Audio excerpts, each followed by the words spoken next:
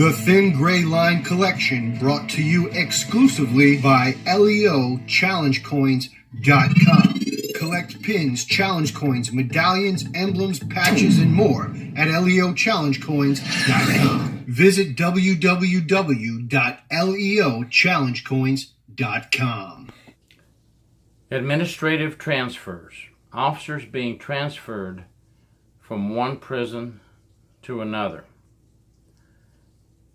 when they are not willing to go. How far should an agency be allowed to transfer an officer? And in what circumstances can an agency transfer an officer when they're not willing to be transferred?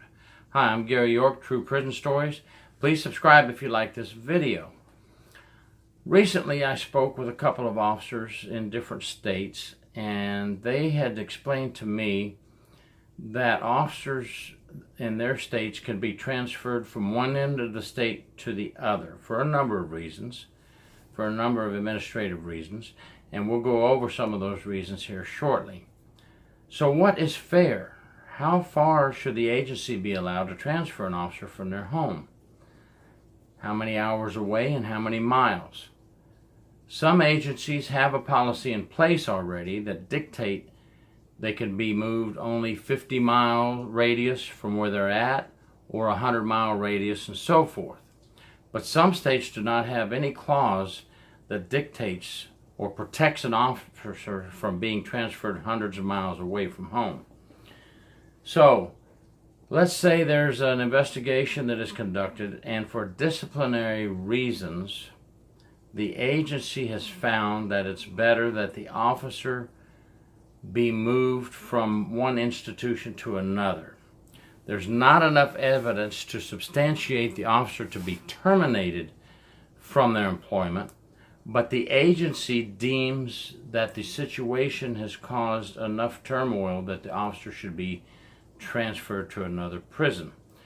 Normally, this is for safety and security of the prison, safety and security maybe of the officer themselves or others. There's a number of reasons, but the one thing that you should always be aware of, the agency must have good, solid ground to stand on for transferring you.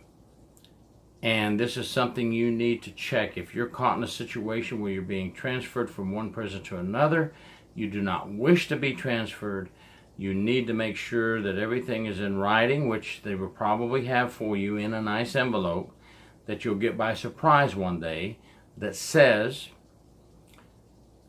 due to the security and safety of the institution or investigation number such and such, etc., we find it necessary that it would be better to transfer you to this prison, and you will report on such and such a date.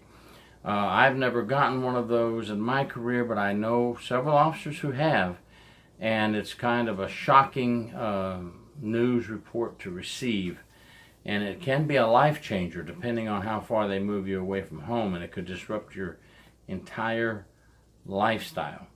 So, if an investigation is conducted and the agency deems it necessary that you be transferred, what do you think is fair?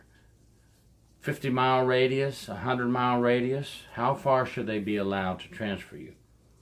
Now, another thing that happens, and it's happened often, and in my opinion, I don't think it's right, officers have reported wrongdoings or misconduct in a prison.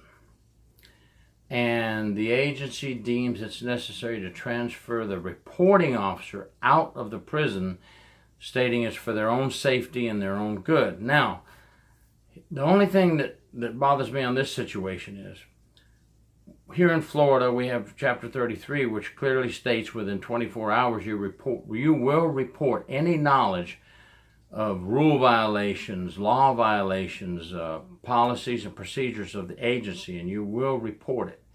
The Florida Department of Law Enforcement has a code of ethics standards for officers that also states you will report any violations of the law, policies, or procedures.